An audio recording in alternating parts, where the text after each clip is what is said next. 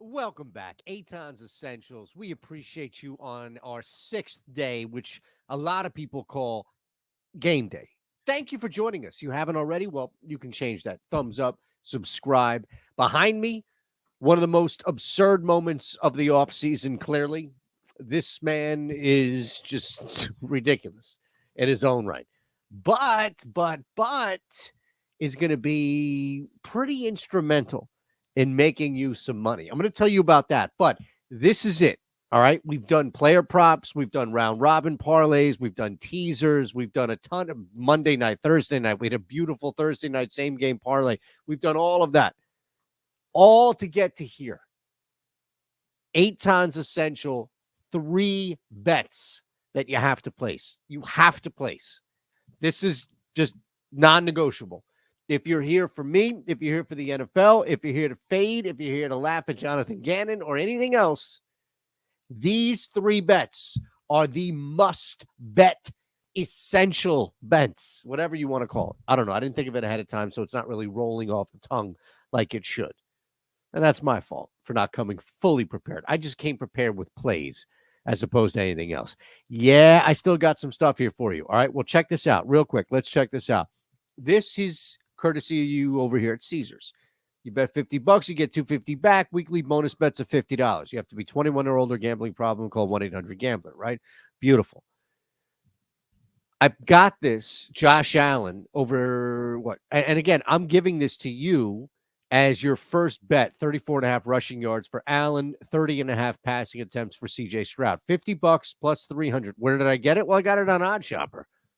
That's exactly where I got it. 2 plays on Caesars. Love these. Plus 104, minus 104 gets me to this plus 300. Beautiful number. You put $50 in, 150 profit, and you still get the 250 back. All right, we're good. We're good. Just want to let you know there's some things happening here, and you need to be a part of it. That's all. You need to be a part of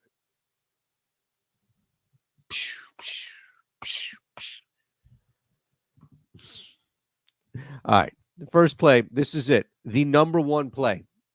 All right, the number one play. I've been saving this and saving this leading up to it. I don't get it.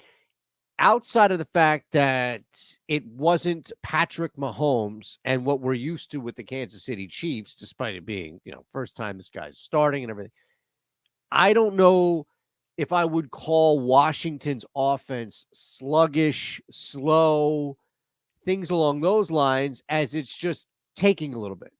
And there's a difference. Look, Eric Bieniemy is clearly the best thing that they've had for a little bit. There's confidence with Sam Howell. There's confidence in Sam Howell throwing the football. You're down some guys, some key guys, and that's always going to be an issue here. But this doesn't make any sense. This line has been stuck 3.5. This range here, it hasn't moved drastically despite there being sharp money pouring in.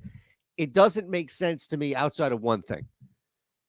And that's the Washington Commanders are still not going to get any benefit of the doubt, especially on the road where we know that Ron Rivera's defense is going to travel. And if you just add this component of capable offense, which I think at least builds with Eric Bieniemy and Sam Howell, this is not as bad as what it's been with Washington. Even with what we saw recently, it's not that challenging on offense for this team. So look, the number one play for us is going to take the Commanders plus 3.5 in Denver. I get that Denver was able to do some things, but for the most part, Russell Wilson not stretching, not taking any shots downfield. Why does that automatically change against Washington? No, it's just simple. It's easy. Washington, they suck. They suck for years. Well, things change in the NFL pretty quick, mind you. And I'm not saying Washington's going to be one of these 6 teams that was out and now makes it. The division is probably really difficult for just Washington in its own right, let alone the other teams in there.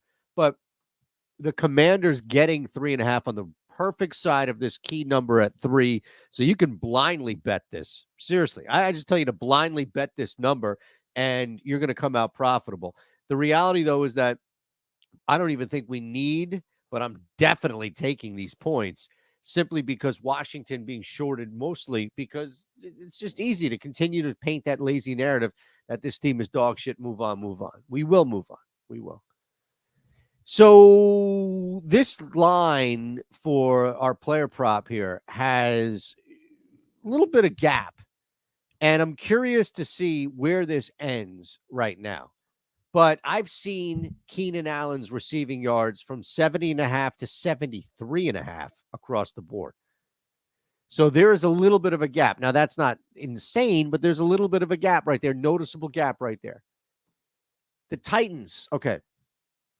First off, before we even talk about the Titans, let's look at this. No Austin Eckler, probably going to have to throw in a different scenario, different capacity. You're going to have to rework throwing to the running backs because you don't have Austin Eckler. Remember that. Keenan Allen, he's thinking the same thing. Everybody's thinking the same thing. But here's the difference. You got to get him the rock, and you got to actually target and throw him the ball. That's where Tennessee's defense steps in. A willing participant to allow a dance partner to waltz right into Nashville and just shimmy their way down to the end zone or any other way that they choose to get down to the end zone. Because the next play for us seems kind of obvious, where you don't have Austin Eckler and you're going up against a terrible defense, at least against the pass so far. And it's one game. I get it's one game, but talent and result would show you that. Herbert to Allen should be something today. Like, we should be able to confidently get 71 receiving yards, something he did a bunch last year. But again, even last week, you saw him go over this. This number at 70.5 is perfect to get us to 71 at least minimum. And he may finish 73, 75, 76, something like that. But that number is too low. And if you can still get it at 70.5, check Caesars, check BetMGM. We have links there. DraftKings. We have links for everyone. I would strongly suggest you do that. This is, again, favorite player prop, saving this stuff. You see the first one there. Last one. By the way, did you know, as I gave you that play from OddsShopper, that parlay that you could just run right away on OddsShopper? You know, we're still giving this 70% off first month, less than a cup of coffee a day. And if it's not, then what? Say it all in unison now. You're drinking the wrong shit. I know. This is what happens. 6 days with me, it's tough. Think about how my wife feels.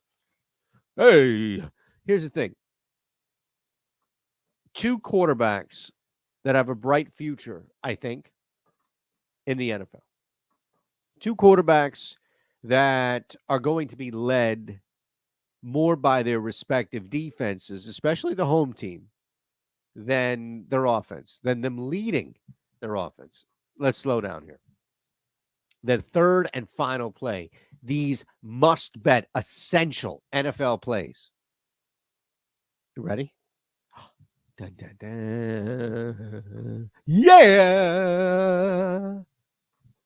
We're going under. I mean, look, this is a defensive battle between these two teams. Both quarterbacks capable. Love Houston to win this game, by the way, but that's in another video. Under 39.5. This was at 40, I believe, maybe 40.5, but under 39.5. It's the way to go. Because you're not going to have many explosive plays on here. Houston was tested and stood up to Baltimore as best as they could in a game in which they're offensively challenged. And even with the opening line here, there was this belief that Anthony Richardson and the Colts are just going to walk in here and score some points and win this game. Maybe they eke it out, but where are the points coming from? This is where a defense like Houston will exploit you for not having Jonathan Taylor, will get to the quarterback and put pressure on Anthony Richardson, forcing him to make some uncomfortable throws. And on the other side, too, it's the same thing with Bryce. Look, you've got rookie quarterbacks making their second start against good defenses. In the case of Houston, really good. Under 39.5. There we go. Commanders plus 3.5. Keenan Allen, 71 receiving yards. And then under 39.5, Colts, Texans. Are we okay?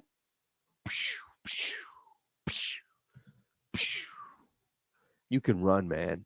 You can run. I remember when I saw this video, I thought because I just saw it as far as like a repost on Twitter, retweet, whatever the hell. And I'm not calling it a letter, by the way. But I saw this. I ain't calling it no X. It seems like some skit out of Mr. Show. I can't believe we've actually made it this far in parody, satire that we're here. I forgot what I was going to say. Have a great day.